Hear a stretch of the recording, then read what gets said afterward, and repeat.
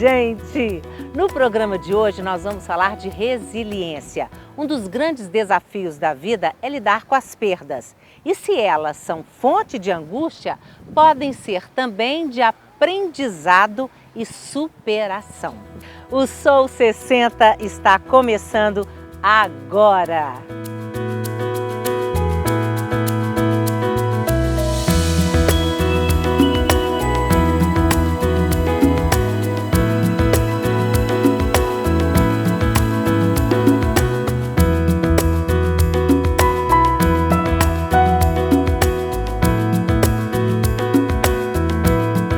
De novembro que aconteceu, a BR estava assim de jeito, chegando em Marataízes, só estava 14 quilômetros.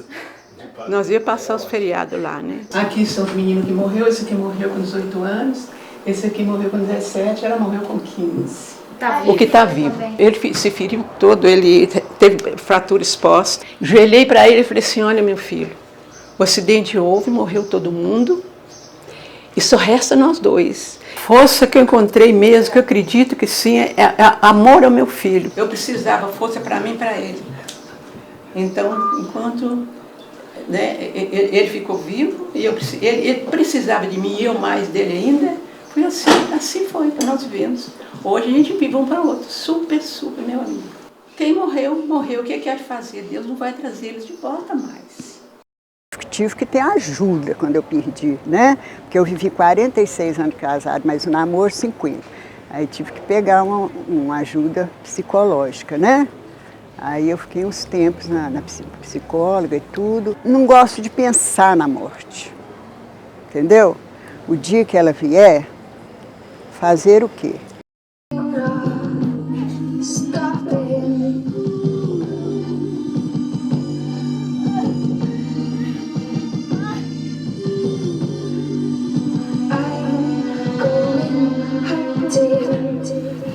Quando a morte chegou em minha casa, me pegou desprevenida, despreparada. Eu, por exemplo, perdi minha família toda, agora é só eu e minha irmã, e todos novos. Minha irmã, meu irmão, perdi sobrinho. Então, mas você sabe que eu descobri uma coisa que foi muito revelador para mim? Eu tive uma conexão espiritual com meus anjos que estão lá, e eu entendi uma coisa, que a maior homenagem que eu poderia fazer para eles é ser feliz. Isso é interessante você estar falando, Jussara, porque a gente sabe que quanto mais a gente vai envelhecendo, as perdas acontecem, né? Perda de irmão, de amigos, né? Quando a gente não vai primeiro, né? E lidar com perda, eu acho que a gente não foi criado, nós não temos essa cultura, né? Para lidar com perda, né? A gente não fala sobre isso. Assim como a velhice e a morte, na nossa cultura, é um assunto muito pouco falado. Eu sei que quando eu fiz o curso de tanatologia, porque eu quis entender a morte da minha família, que foi embora uma atrás da outra, assim, eu sei que assim, esse assunto incomodava meus filhos. Eu queria falar, eu gosto de falar da minha passagem. Eu me sinto aliviada quando eu converso sobre isso. Mas as pessoas, elas não gostam de falar sobre a velhice, sobre a morte, eu acho que tem um certo preconceito no assunto. Marido que morreu com 57 anos, depois desse acidente, dobrou minha fé. Nem fiz adiantar eu ficar chorando nos cantos e pedindo ajuda a Deus, né? Eu fiz a minha parte. Então, da agora para frente, você tem que redobrar sua fé, cuidar de você, achar alguma ocupação e amigos, que é muito importante também, para ajudar a vencer. E viver a sua vida. Você tem que saber, você tem que ver. Imagina quantos anos ainda você vai ter que viver. E se você viver daqui, vamos supor, até 80 anos, você vai viver com esse problema? Não pode. Então, como eu falei com meu filho na hora, quem morreu, morreu. Nós agora vamos viver um para o outro, não houve culpado nessa história. E o assunto também morreu aqui.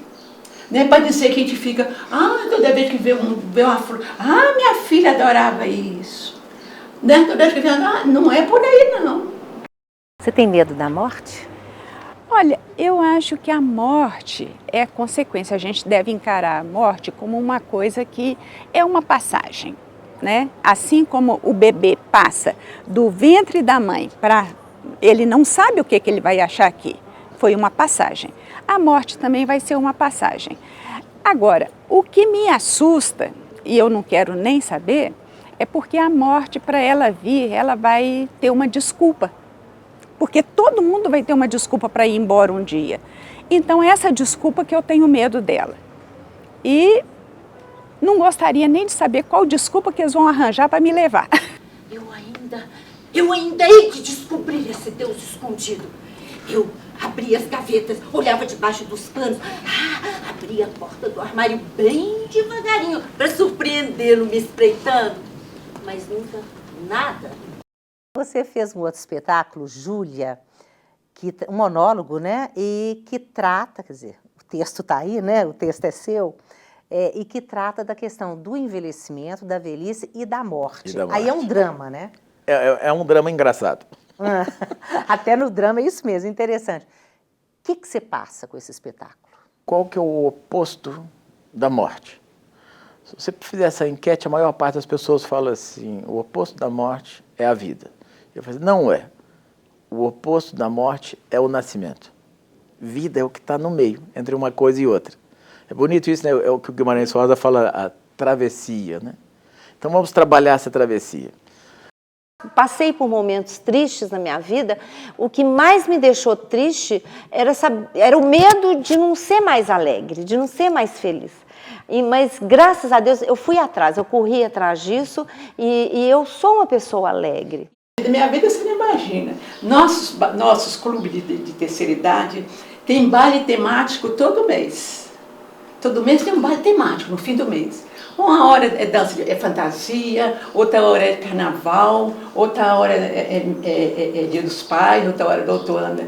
Todo mês tem um baile temático. Tem aula de dança, na Eurodance a gente aprende dança flamenca, aprende dança de salão, aprende dança do ventre e faz também, tem muita coreografia, teatro, são as matérias escolhidas para nós. Culinária, costura, desenho, informática, direcionada mais só mesmo para a terceira idade. E nisso aí todo mês uma viagem para a gente. Nós fomos para a Europa com um grupo de 60 pessoas. Os países que eu fui, eu não sei se eu vou lembrar agora assim direto, mas já fui em Portugal, Lisboa 3 vezes. Fui à Alemanha, a última viagem foi à Alemanha, em Berlim. Mas Madrid, Roma, Paris, né? Vaticano. Companhia é ilusão passageira. O que vale mesmo é o encontro com o sozinho.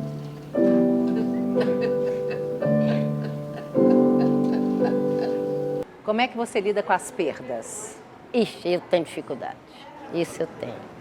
Tenho muitas perdas da minha família, irmã muito querida, irmão, marido, mãe, pai, entendeu? Eu não aceito muito, eu não sei conviver muito com essas perdas, não. Não sei.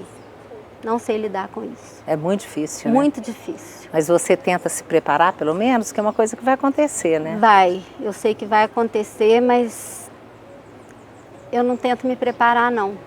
Eu não consigo pensar. Você não tem medo da morte? Tenho. Não pela morte em si, mas pelo sofrimento que possa antecedê-la. Isso é que me dá medo. Do sofrer, a gente nunca sabe o que vai acontecer.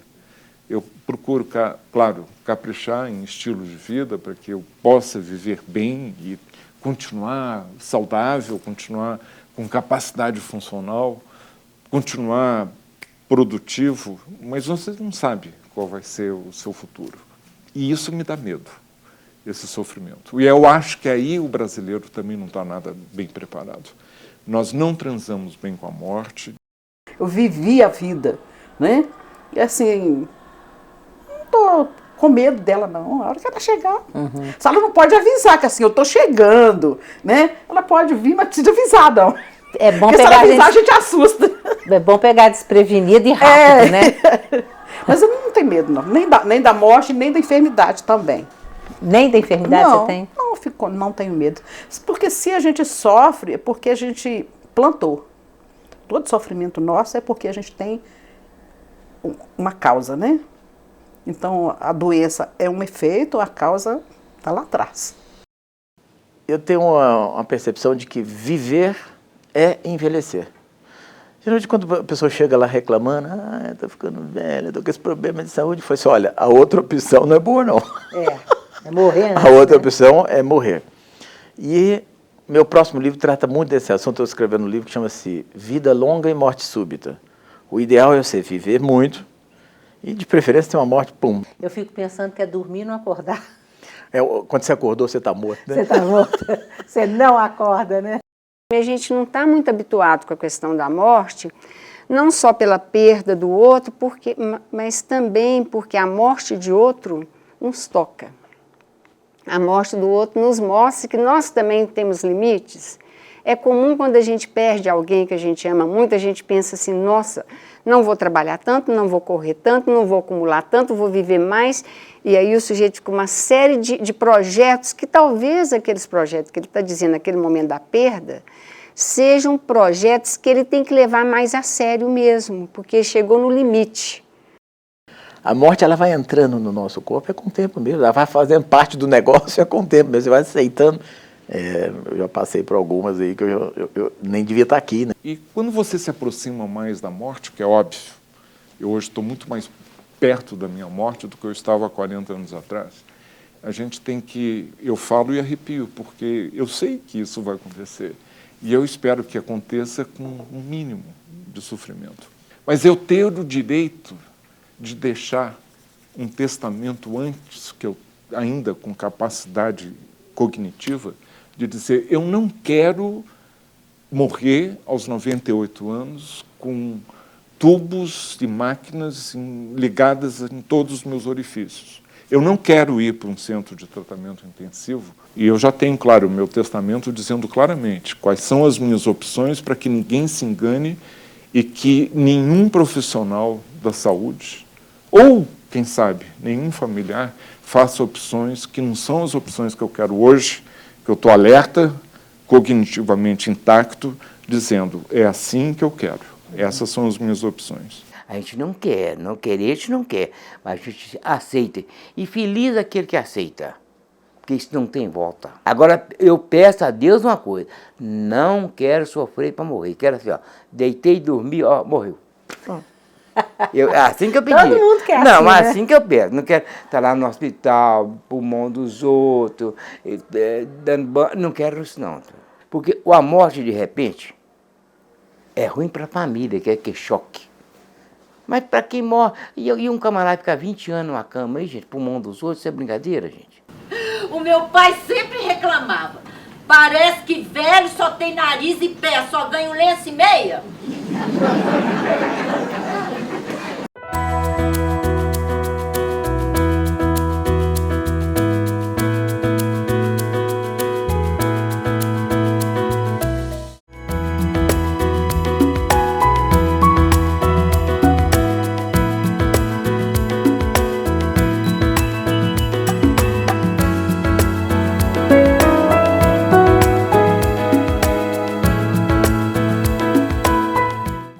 E você, Heloísa, você também já passou por perdas, né? Como é que você lida com isso, com a perda? Porque você perdeu um filho, né? Para quem não sabe. Eu tive meu único filho, né? Que foi tirado de mim assim abruptamente. Não foi tirado, ele foi devolvido, né? Mas a razão da minha vida, a razão do meu viver, o grande amor da minha vida, minha inspiração. Quantos anos que ele tinha quando ele se foi? 27. Na minha vida eu fiquei muito assim, parece que eu liguei o automático para eu continuar vivendo. Hoje eu estou degustando mais, porque eu não parei de trabalhar, sabe? Não deixei de dar essa oportunidade de eu continuar a minha vida.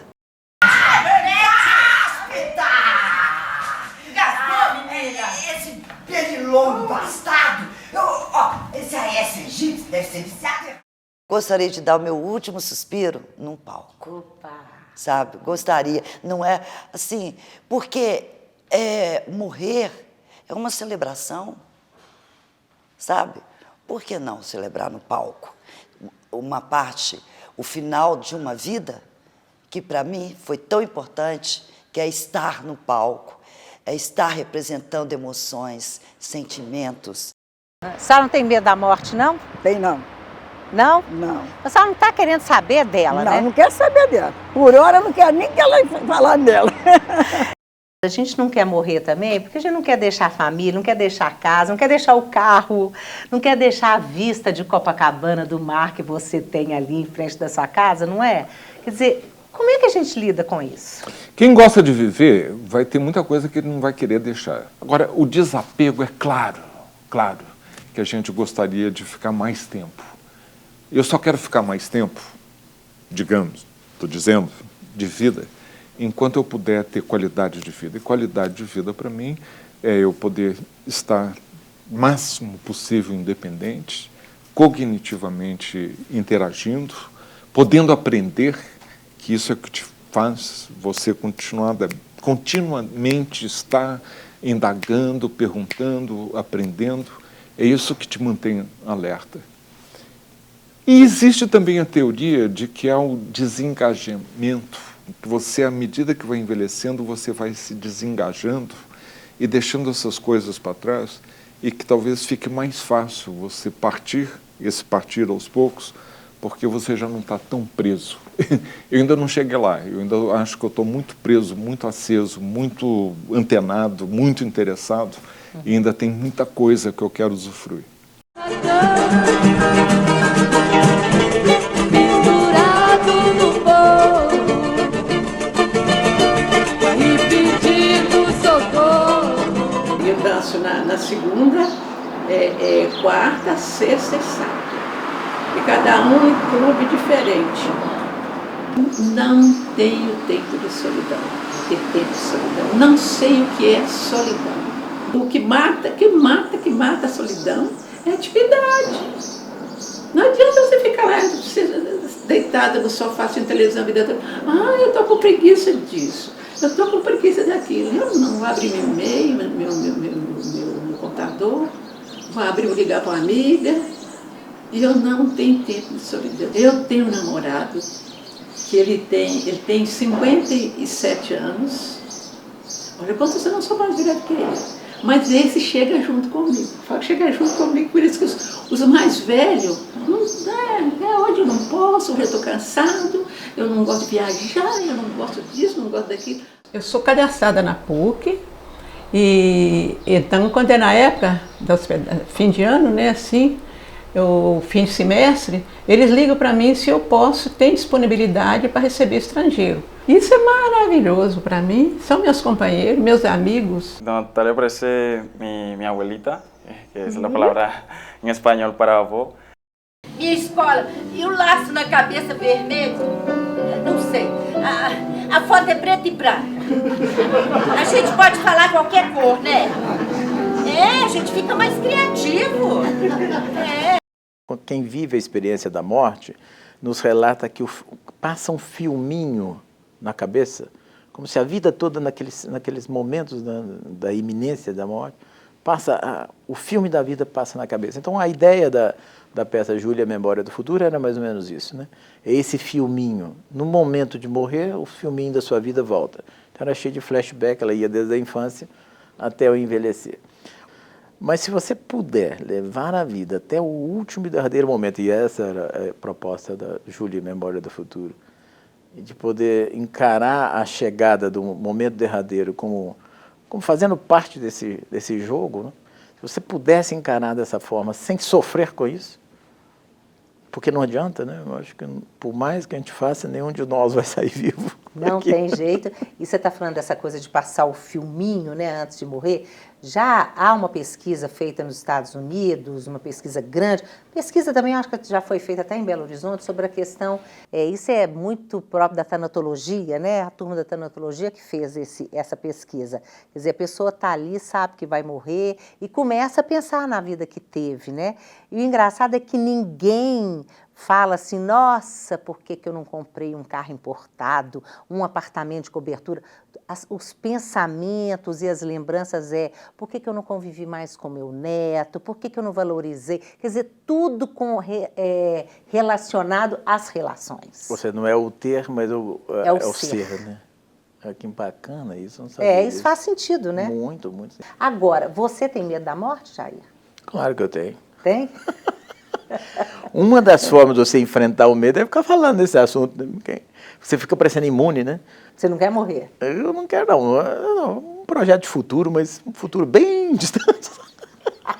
Ó, se a gente ligar esse botão aqui, ó, nosso rosto aparece aqui. Ai, então liga da base aqui. Não, Damásio. Ah, Dazu, vai ser que nem Billy Bode. Por isso mesmo, vão devassar a nossa casa. De jeito nenhum. Agora, se você tivesse a opção de viver para sempre, não morrer, você gostaria? Ah, que coisa chata. Nossa Senhora, mesma coisa? Se tiver transformação, tudo bem. Não, a mesma Heloísa. Não, eu quero mudar, quero renovar, sempre renovar, redescobertas. E você, Jussara? Há pouco tempo eu fui num casamento e não conheci ninguém, não tinha ninguém da minha família, mas eu falei, gente, que solidão. Eu estava lá, eu falei, será que eu vim no casamento certo? Falei, gente, passou, a vida passou, né? Não, eu quero ir, voltar, eu quero fazer essa confusão da vida aí. E você, Matilde? Se você tivesse a opção de viver para sempre, não morrer, você gostaria? Acho que não deve ser bom, não. Eu acho que deve cansar também. Deve ser exatamente o que a Jussara falou. De repente, você continua aí. Quem que você tem em volta, né? Você não tem mais aquelas ligações, aquelas cumplicidades. Você tem medo da morte? Não, já tive. Já tive muito. Mas depois que eu passei por algumas experiências, a morte é só uma consequência. Porque, na verdade, o seu corpo é que morre, o seu espírito não. Porque nós somos muito importantes. A nossa energia, o nosso ser. Gente, que isso? A gente veio aqui para sofrer, sorrir, chorar e puf, acabou. Não, vamos voltar de novo mais engrandecidos, com mais sabedoria, sabe? E já com sabedoria, assim, olha, de pegar aquele obstáculo, não desviar dele, não, carregar ele. Sabe, vai ficar tão leve depois com a nossa sabedoria que a gente vai fazer a nossa caminhada. Vai ter outro obstáculo? Vamos ter sabedoria.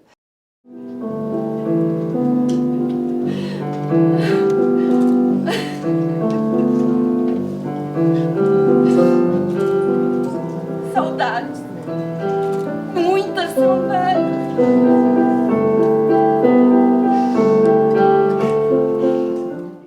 Claro que quando você perde um ente querido, uma pessoa que você ama muito, não só o sofrimento daquela perda, eu lembro que minha mãe perdeu meu pai depois de 62 anos de casado.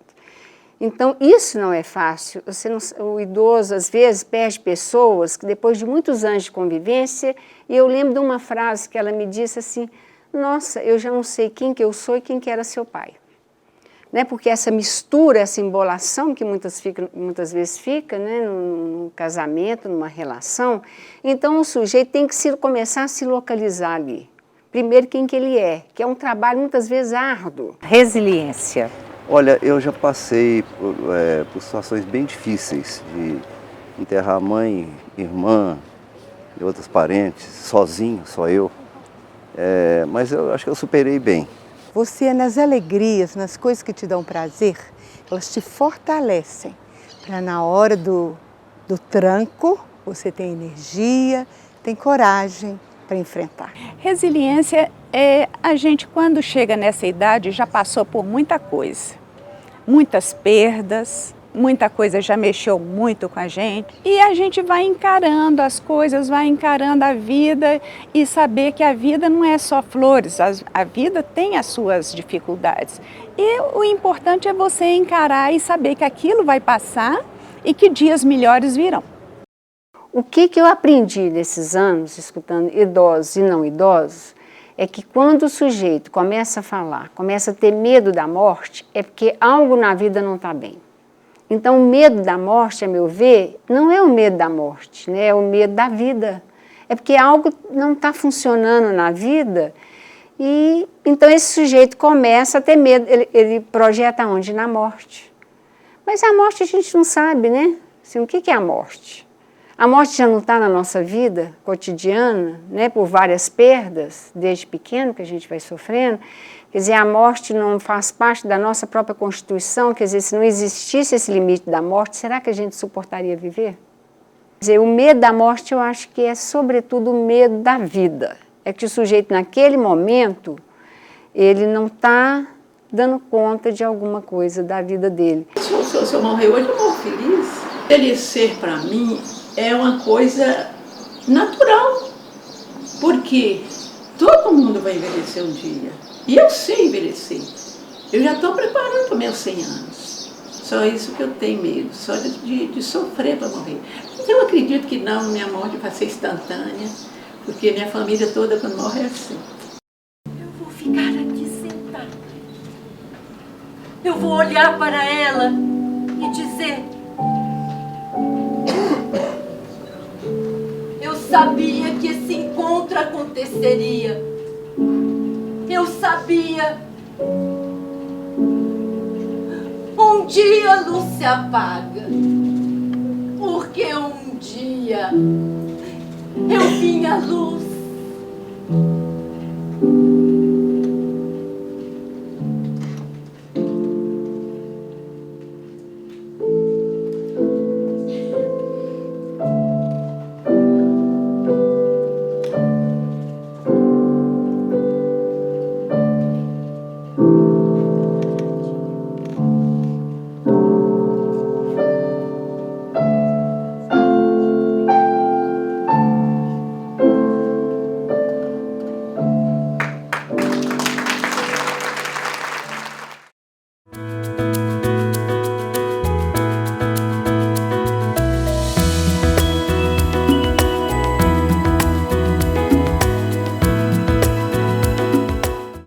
Hoje em dia, eu pergunto, cadê fulano?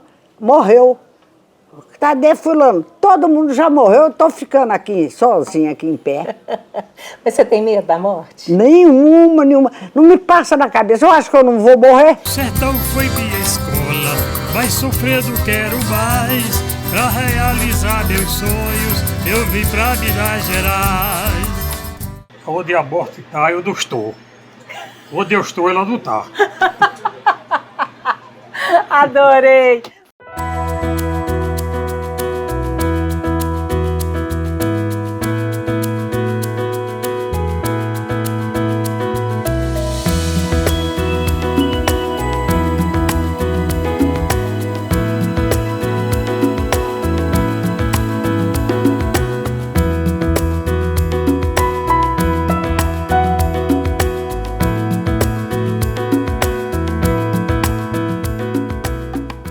E nós ficamos por aqui. O Sou 60 vai ao ar 3 vezes por semana. Até a próxima! E cuida de você, porque você merece!